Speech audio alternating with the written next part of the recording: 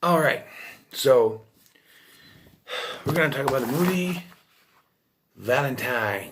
Came out in 2001. It's a slasher film. It's one of those millennial slasher films, taking in the same vein as Scream and I Know What You Did Last Summer.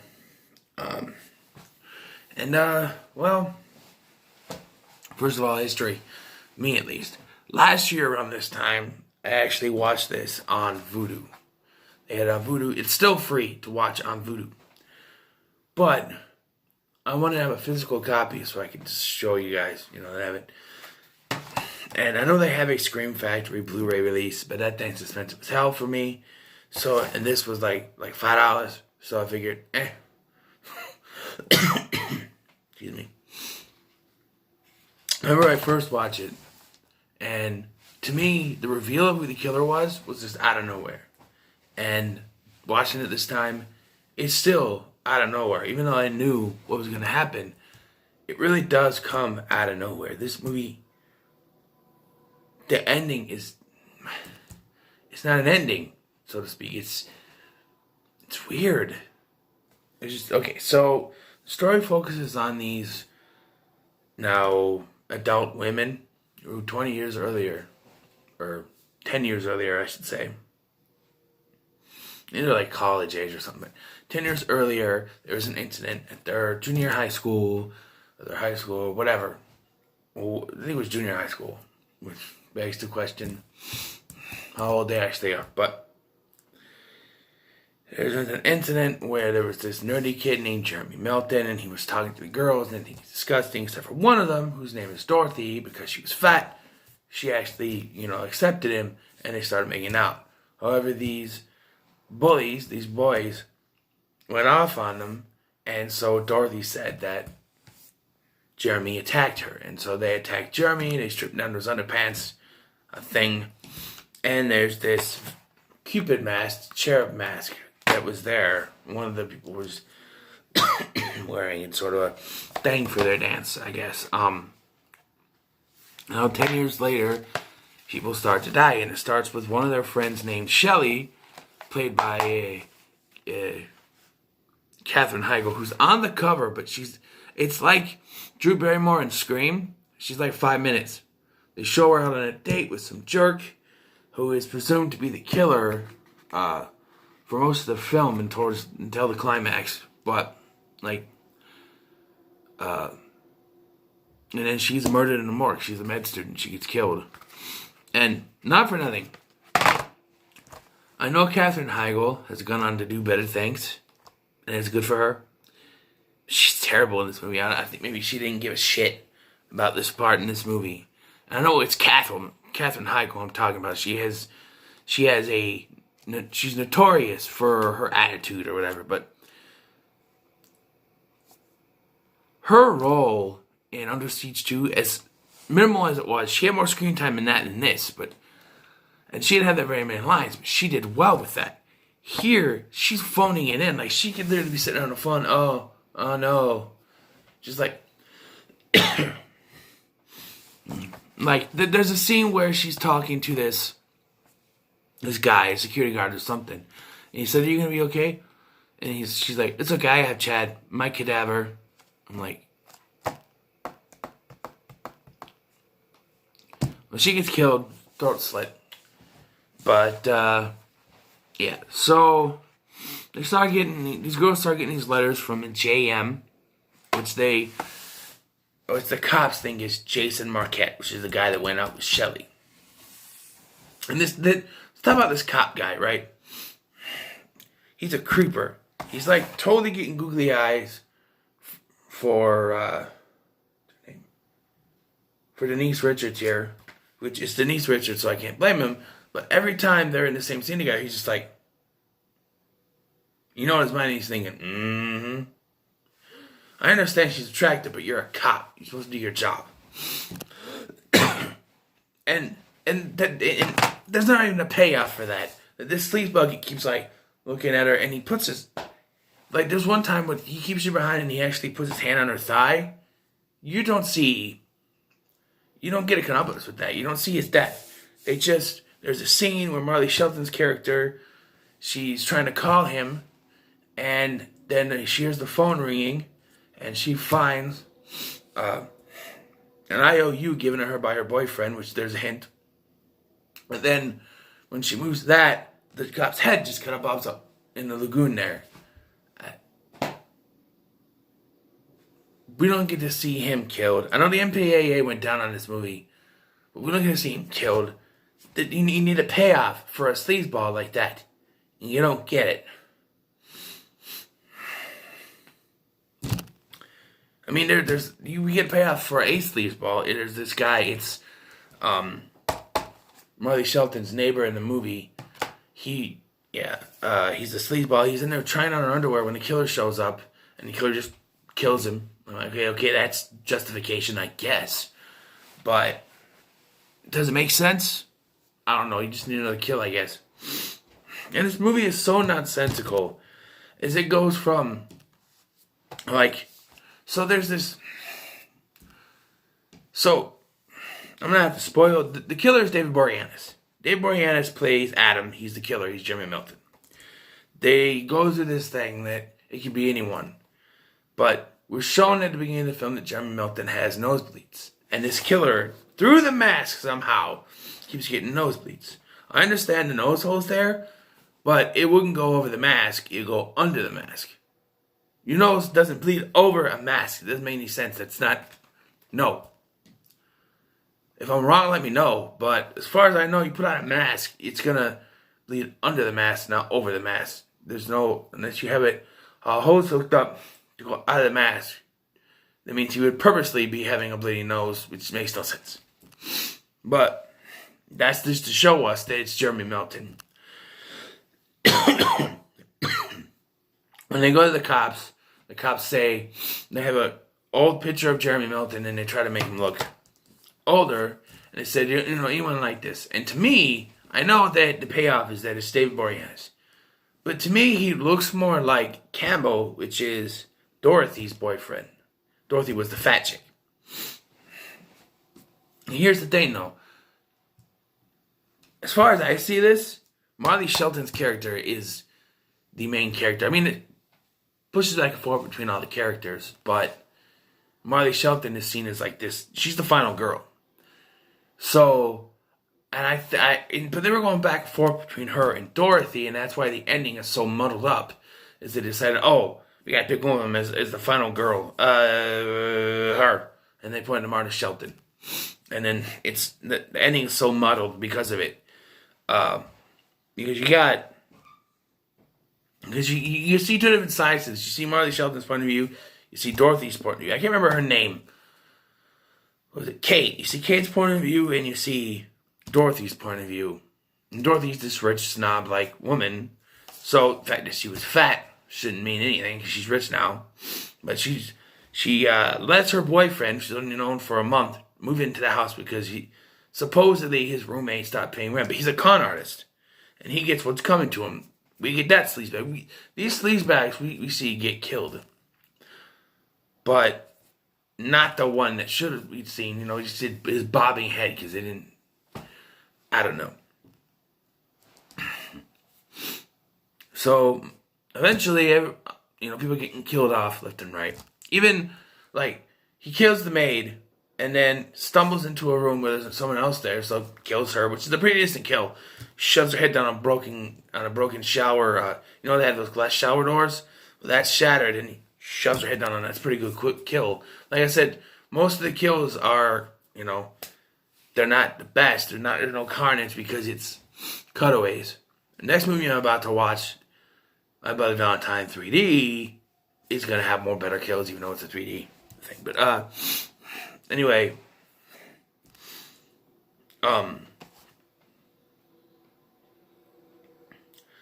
so, yeah, try to keep the mystery going in this.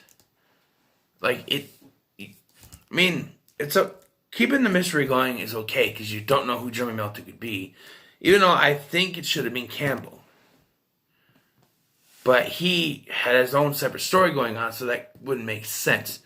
But the way how they show the picture where he might look, the hair kind of looked like Campbell's hair. So I don't understand why, Like it's like they we don't know what we're gonna do with this. Oh, we'll just make it him. He's a good bad guy, right? We'll make it David Boreanaz. He's a good bad guy, right? Right. He's a good bad guy. When you write him as a good bad guy, you can't just say, "Hey, you're the bad guy," and hope he does good. You have to write him good, like in Angel. When he is Angelus, he is great as a villain. I mean, he is. If you have never seen David Boreanaz as a villainous character, don't watch this movie. Don't. If you want to see him as a good villainous character, don't watch this movie to see David Boreanaz as a good villain. That's not what it's for. Watch Angel, because his times as Angelus are downright. Oh, it's awesome. He's amazing. I mean, at least for me, it gets you. You see this.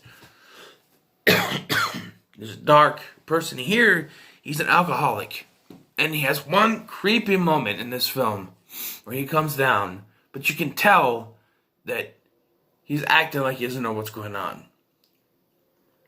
She's like, "It's you." He's like, "It's me." And so it's just like, talking about everything. And then we get the befuddled ending where I think he had caught on that she thinks he's the killer, so we need to throw it off. Dorothy, who's the only other girl still alive, disappears from the movie. And then Kate grabs the gun, and she's, but she gets, the killer comes down, falls down on top of her, and then Adam shows up, or Boreanaz shows up, and shoots the killer, and then he takes the mask off and reveals it to be Kate. And it's just very random and very out of nowhere. And like I said, it's just like so quick. Like he's acting creepy, and then the killer shows up. He's acting creepy, and then she runs away from him, grabs a gun. Killer shows up in the mask, and then they fall down the stairs. Then Adam shows up, shoots the killer, and then reveal that it's Dorothy. It's very quick.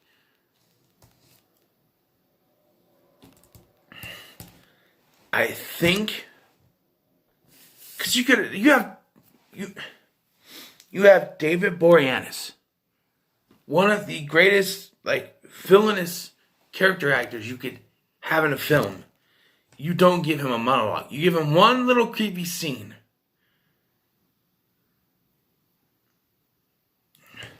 And the movie ends so quickly after this, too. Because it goes from that to they call the police, and then he's holding her like this, and she's like, "I love you." He goes, "I love you too. I always have." And then you see the bloody nose. So, oh shit, it's him. Okay. Now, we are given a reason as to why he has done this. But two things stand out to me in this. One, why no villain monologue? Two, why is Kate the final girl when it was obviously Dorothy that screwed him over in the past? I understand that you want Marley Shelton to be the final girl. Okay, then cast her as Dorothy, not Kate. I mean, it's confusing as all hell. I understand he's supposed to be her boyfriend or whatever, but Dorothy should have been the final girl because Dorothy's the one that scorned him in the past. Scorned him in the past by lying, and he shoots her while she's dressed up like the killer. Does that make any sense to you? It's not. Dude, who wrote this? Written. Based on the novel by Tom Savage. Okay. Screenplay by Donna Powers, Wayne Powers, Gretchen J. Berg, and Aaron Harberts. 4 people wrote this thing. 4 people wrote this thing. And you couldn't get it. I don't know what happens in the original novel, but it doesn't make any sense that Kate is the final girl when it's Dorothy that fucked him over. It doesn't, and then just the reveal that, he's got bloody nose. Oh, it's him. Okay, but the fact that you shot Dorothy and there's no reason for why she was doing anything. See, I've seen enough slasher movies to know that when you have a slasher like that, you have to have, like, when you try to flip it around on us that it was Dorothy, okay, what's the reason? They just accept it's Dorothy and move on, and the movie ends. But she doesn't ask why Dorothy was, she's like, oh, it's Dorothy. She doesn't ask why it was Dorothy, why would she would do this, why she would go off, why would she kill people. It doesn't make any sense. And it just ends. And we get the reveal, Blade knows, oh, okay, it was him. Sure, fine. But like I said, you get David Boreanaz, who is great at playing a villainous character, and you don't use him right. And here's the thing. When I watched this last year, I liked it. I thought, okay, it's a little bit different. There's some things I don't like, but it's okay. Now, this movie pisses me off because, as you know, I'm a big fan of the show Angel, and you use David Boreanaz in your movie as the villain. You don't give him monologue. You don't give him, except for one little creepy scene, you give him nothing to chew on. He's great as a villain. The scenery that he can chew as a villain is wow. But you give him nothing. And, some of the kills are great, but then after a while he's just killing random people to fill out the runtime. I mean, yes, killing all the main female characters. Killing the boyfriend, or Campbell, whatever his name is, and then you got him killing the maid, and then killing this one girl who's accusing Campbell. And there is your hook. Instead of... Let me rewrite this. Alright? 1, don't kill Campbell before you kill this other woman. This other woman that's accusing Campbell of fraud and giving Dorothy the same necklace. So, you have...